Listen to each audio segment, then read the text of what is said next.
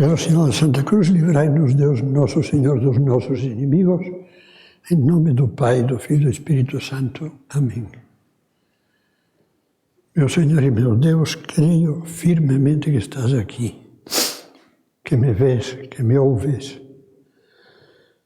Adoro-te com profunda reverência. Peço-te perdão dos meus pecados e graça para fazer com fruto este tempo de oração. Minha Mãe Imaculada, São José, meu Pai e Senhor, meu anjo da guarda, intercedei por mim.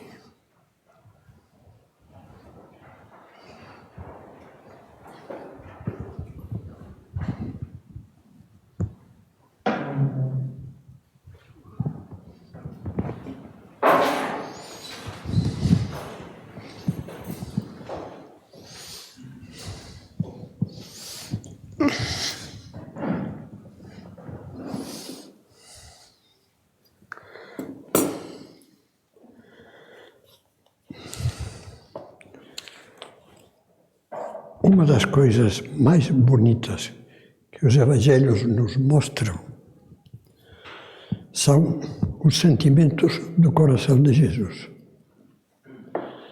Aqueles sentimentos que são um modelo para nós, como diz São Paulo, quando escreve aos Filipenses: tende em vós os mesmos sentimentos que havia em Cristo Jesus.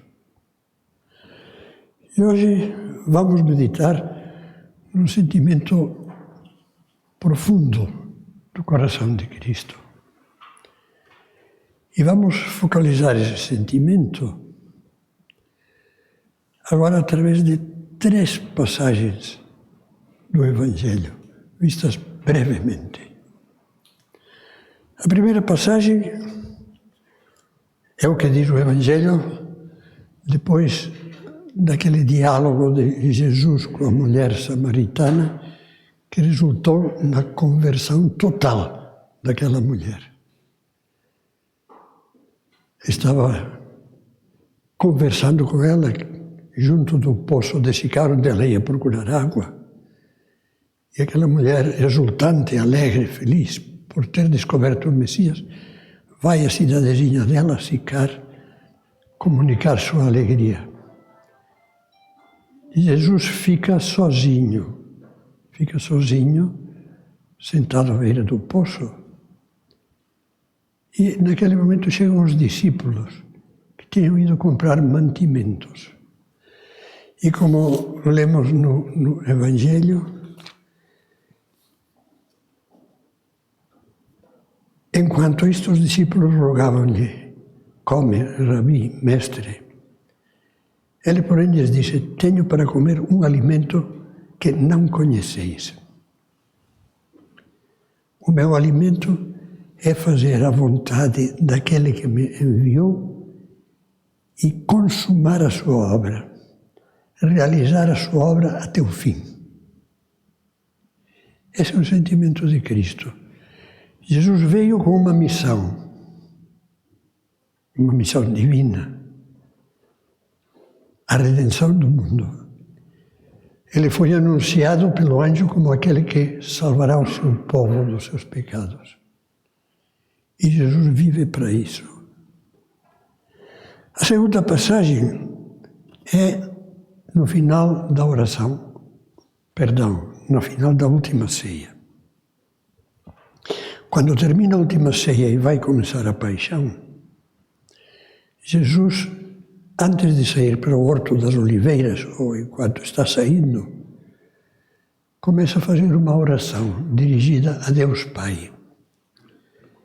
E é uma oração maravilhosa que é conhecida como a oração sacerdotal de Cristo.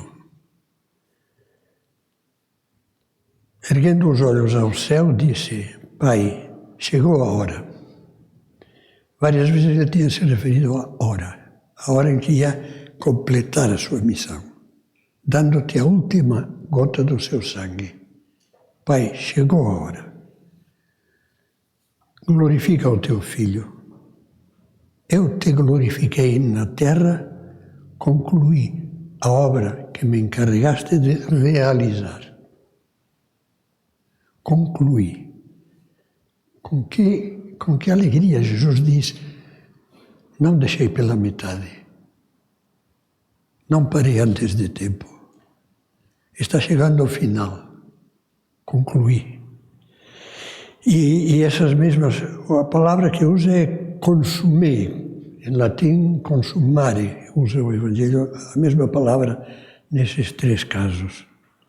E o terceiro caso já é quando Jesus está exalando os últimos alentos, os últimos momentos de Jesus na cruz.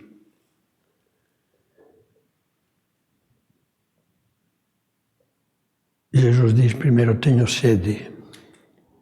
E realmente na cruz, Jesus, tendo perdido todo o sangue, quase, tinha uma sede terrível.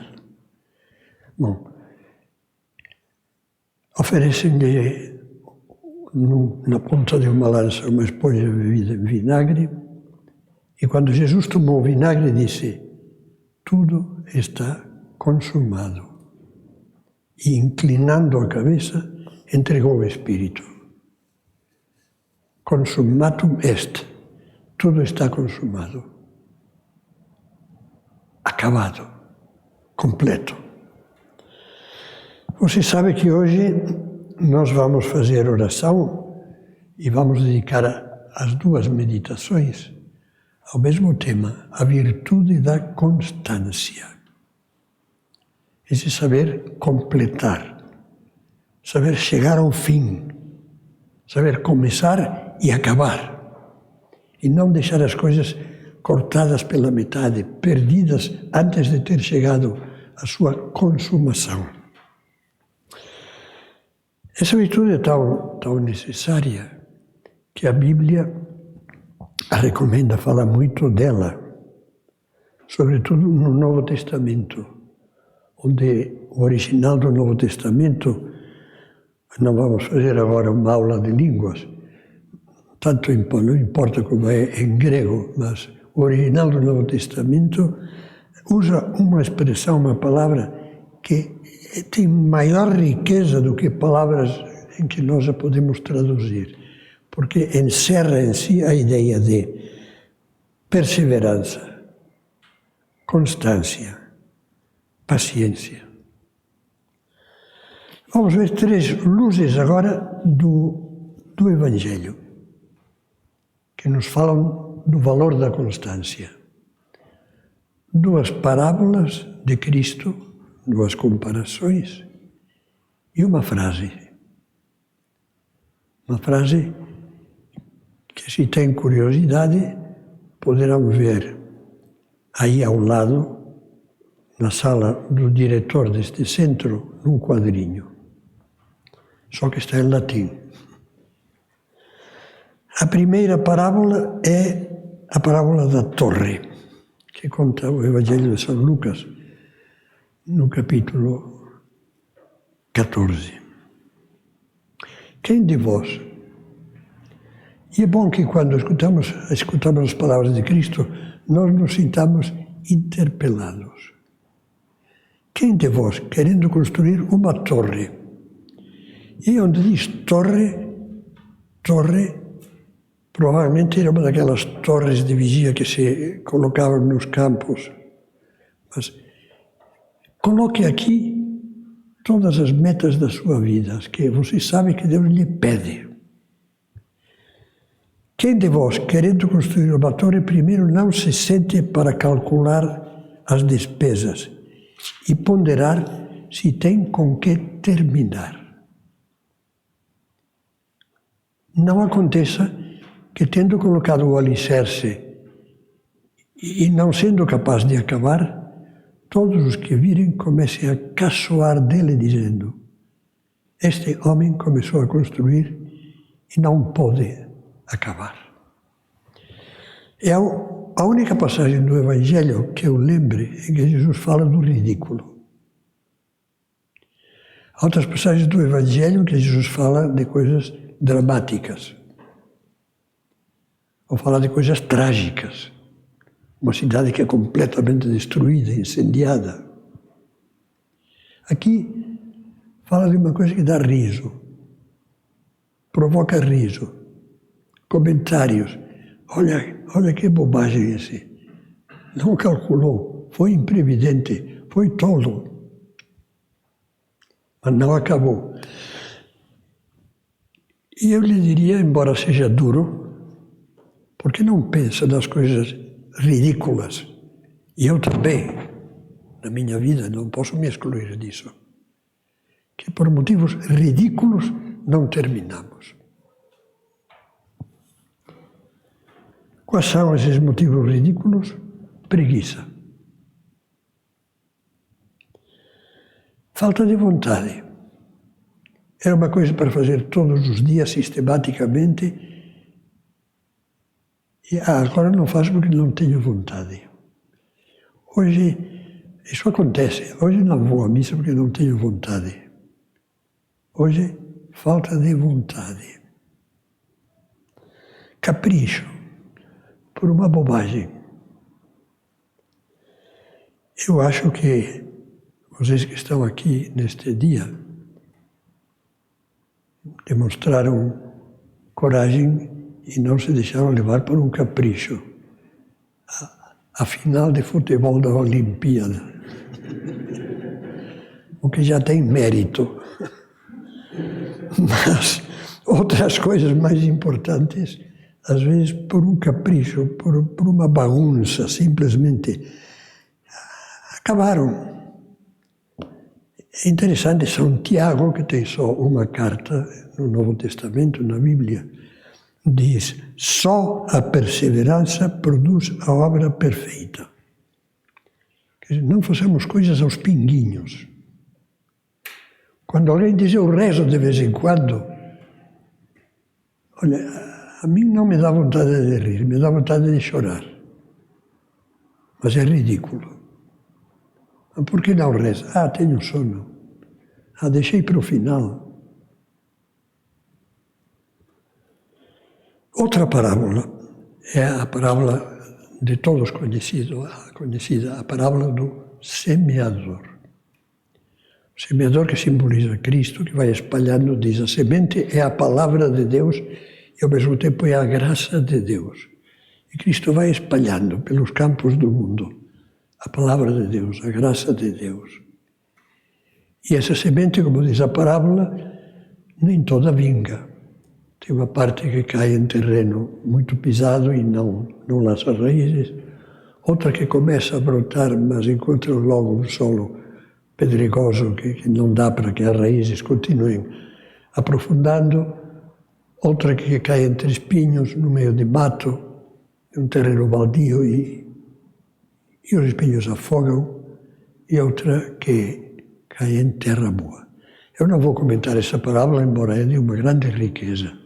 Poderíamos fazer um retiro inteiro, e eu já fiz em tempos idos sobre esta parábola. Mas eu vou ficar na parte final, lendo umas palavras também do Evangelho de São Lucas. Quando diz, o que está em terra boa é aquela que fez com que arraigasse a semente, lançasse raízes, crescesse e desse fruto. O que está em terra boa são os que, tendo ouvido a palavra com coração nobre e generoso, a conservam e produzem fruto pela perseverança. E aí temos mais um motivo para meditar. Quantas vezes a palavra de Deus caiu na nossa alma como uma semente? Não como um ar que sai da boca, a palavra. Não. É a palavra viva, que carrega a graça de Deus. E é o que encontrou essa semente. Quantas foram perdidas? Quantas foram aproveitadas? Tanto ao ler o Evangelho, ou a Sagrada Escritura em geral, como ao receber um conselho, como ao fazer um retiro e tirar um propósito, quantos perduraram? Veja as expressões que usa o Evangelho de São Lucas. Terra boa é o coração nobre e generoso. Coração nobre é o coração sincero, leal.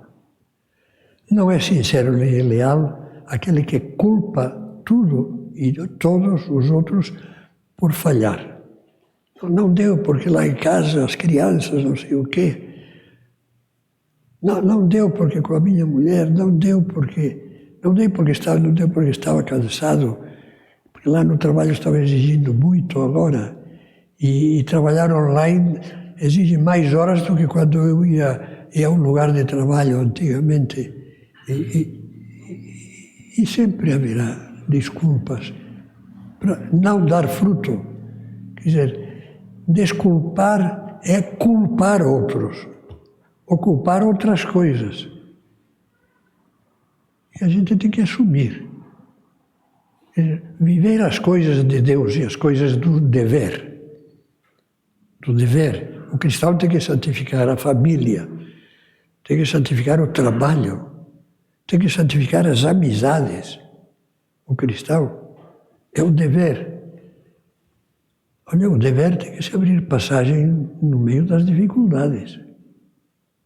E o que é dever prioritário tem que passar na frente. São José Maria tem uma frase no livro O Caminho muito interessante.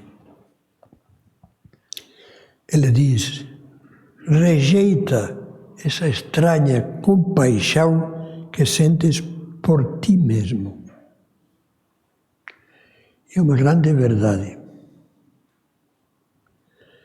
Aquele que em casa não cumpre seus deveres de esposo, de pai, porque geme, estou muito cansado, ou a mulher também, hoje em dia tem trabalho profissional tanto o homem como a mulher.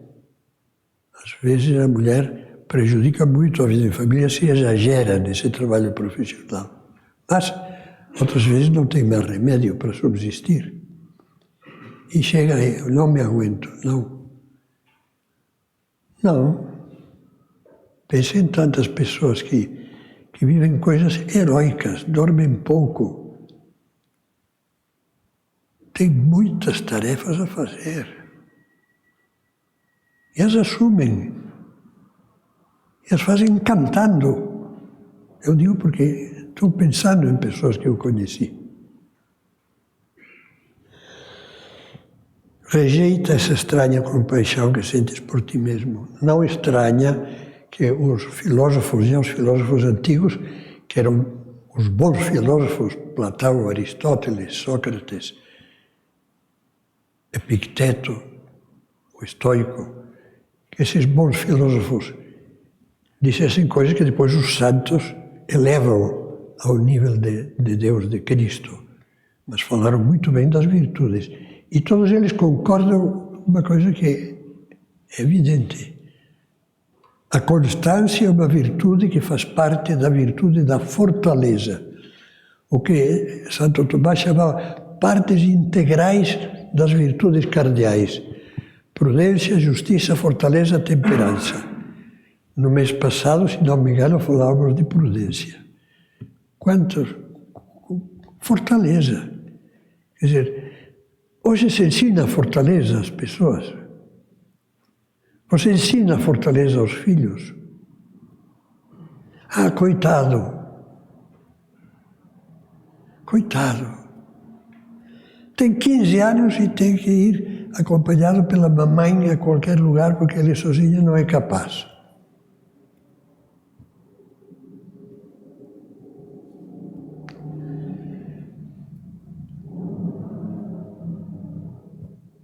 Me deixa fazer uma evocação. Não é nenhum mérito. Bom, primeiro me deixa pedir uma oração e depois não me venham a dar parabéns. Não vamos perder tempo. Hoje, dia 7 de agosto, faz 66 anos que eu me ordenei padre. Já faz um tempinho, para ter um pouco de experiência, etc. Foi bom. Mas O que me vinha à cabeça, me vinha espontaneamente que eu ia ao colégio desde o quase primário, não era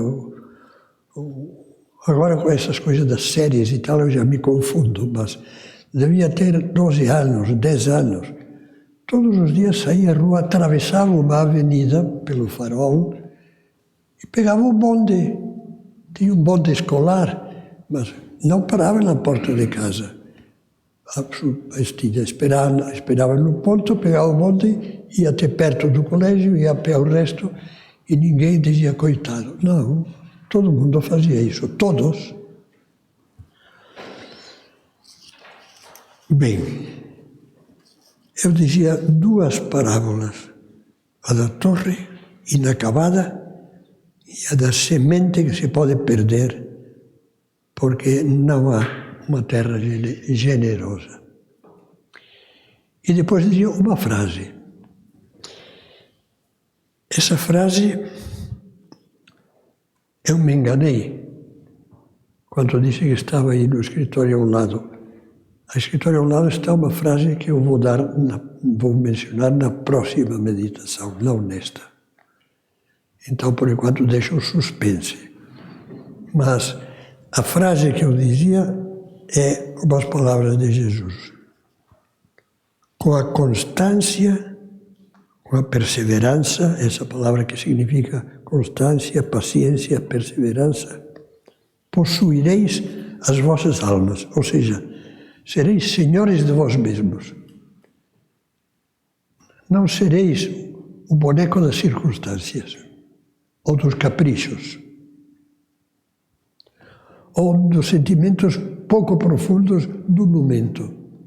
Agora não me sinto em condição, não me sinto, não tenho sentimento propício para comungar, não, ou para rezar, ou para gastar um pouco de tempo porque estou cansado para estar com um amigo e ajudá-lo.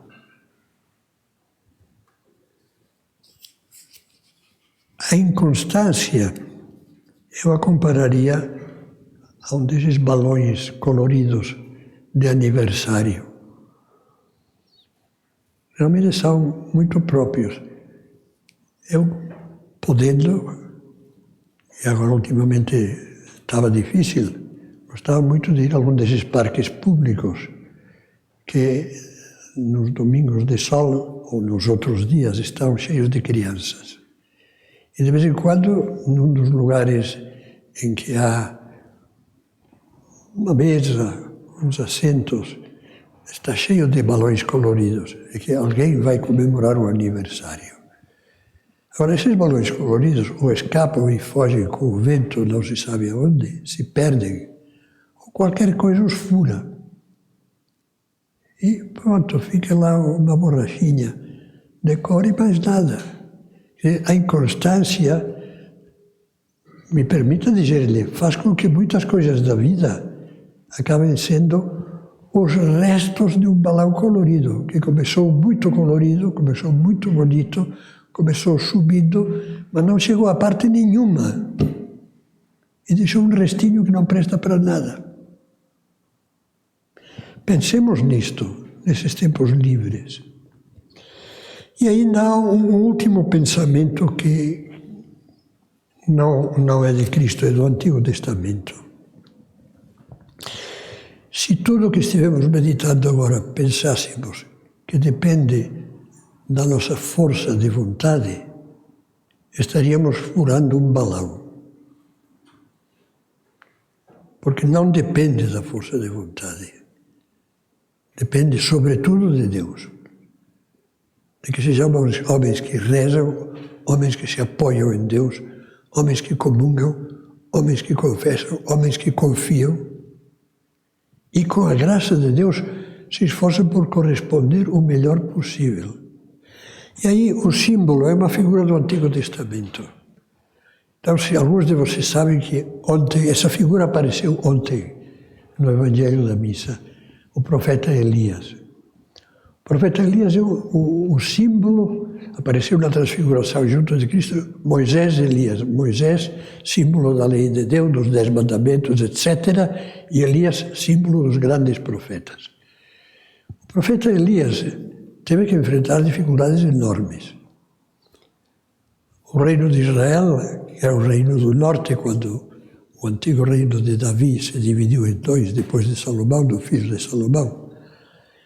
O reino de Israel, que depois foi chamado Samaria, esse reino era governado por um rei fraco, que casou com uma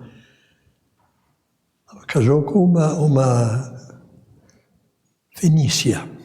Eu ia dizer uma libanesa, porque a Fenícia é o atual Líbano. Mas talvez algum descendente de libanês podia se sentir ferido.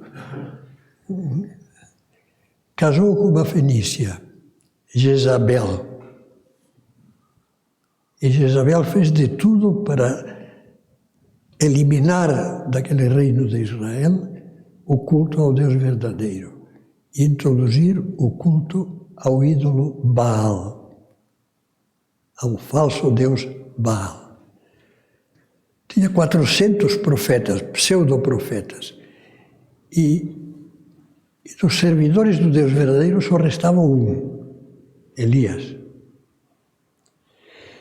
Elias lutou, conseguiu vitórias impressionantes contra a falsidade, mas ganhou os ódios de Jezabel. E ela a perseguiu. Ela, mandou que perseguissem Elias até matá-lo. Elias foge, vai para o deserto, vai rumo ao Sinai.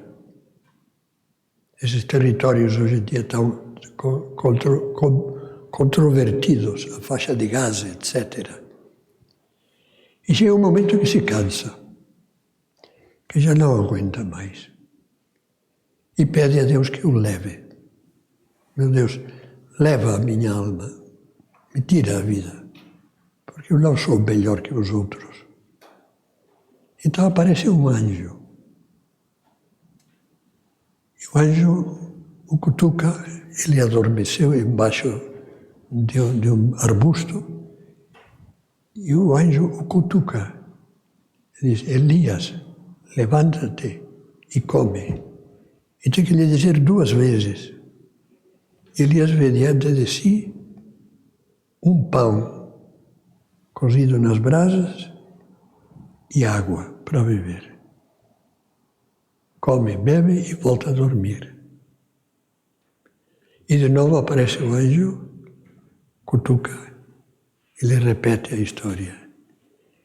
Come aquele alimento, o pão, a bebida, e diz, e com a força daquele alimento vindo do céu, caminhou 40 dias e 40 noites até se encontrar face a face com Deus, com Javé, no Monte Horeb, que é outro nome do Monte Sinai, onde Deus deu os mandamentos a Moisés.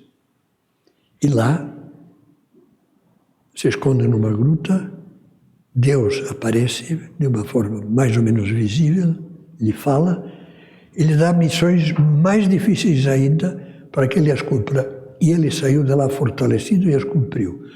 E a Igreja, desde os primeiros séculos do cristianismo, viu nesta passagem do Evangelho um símbolo da Eucaristia, do pão vivo que desceu do céu, do pão que dá forças que nós não temos, da bebida espiritual que na Eucaristia recebemos, mesmo só quando recebemos a hóstia santa.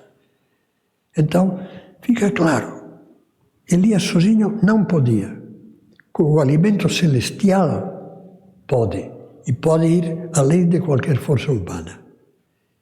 Isto temos que aplicar a nós. A oração, os sacramentos, são esse pão e esse copo de água. Com ele, podemos concluir, terminar a vida dizendo, meu Deus, falhei em muitas coisas. mas eu procurei retificar, perseverar, e embora de uma maneira muito humilde, posso dizer, consumatum est. Tudo está concluído, acabado. Que Nosso Senhor nos ajude a poder dizer isso, a imitar seu Filho na virtude da constância.